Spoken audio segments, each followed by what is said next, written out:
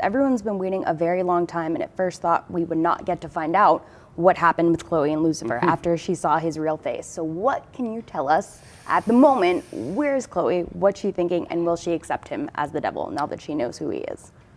Well, I mean, that is the big question. I think that's Lucifer's main concern. I mean, when we open the season, we realise that it's a month after the reveal of the end of season 3. And the detective disappeared. She kind of left that scene when the police swarmed in, and Lucifer never saw her again. She took her child and she went somewhere, and he hasn't heard from her. He's heard nothing at all. So he's been wallowing in this kind of self-hatred for a month. You know, he's been turning up to crime scenes, hoping that she might be there, and she hasn't.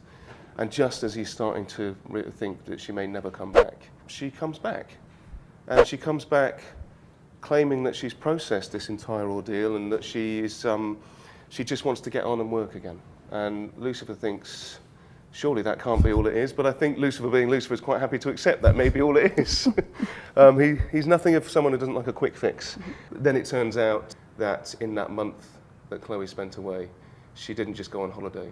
She went and she started doing a lot of research about the devil, and she went to a place where she believed she could talk to someone about it. And her path is crossed with a character called Father Kinley, and we find out that maybe Chloe is plotting against Lucifer to try and send him back to hell. We do know we have a big introduction of a character we haven't seen before this season, Eve. Yes. What can you tell us all about Eve? All about Eve, which is the name of the episode she arrives in. Yes. There we go.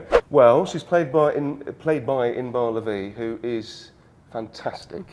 It's a really interesting part because you don't know whether you want to like Eve or not like Eve. But the way in which Inbar tackles that is so charming and lovely, you can't help but like her, even though you may not be agreeing with what she's trying to do. But also, you know, she arrives at a time when Lucifer's at his lowest ebb, and it's seemingly over between him and the detective. You know, he's decided that if she can't accept him for everything that he is, then she can't accept him full stop.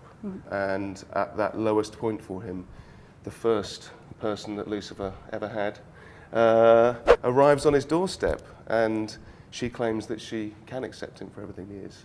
And so our journey starts together, but obviously Eve's intentions for Lucifer conflict somewhat with what he wants to be, which is a better man.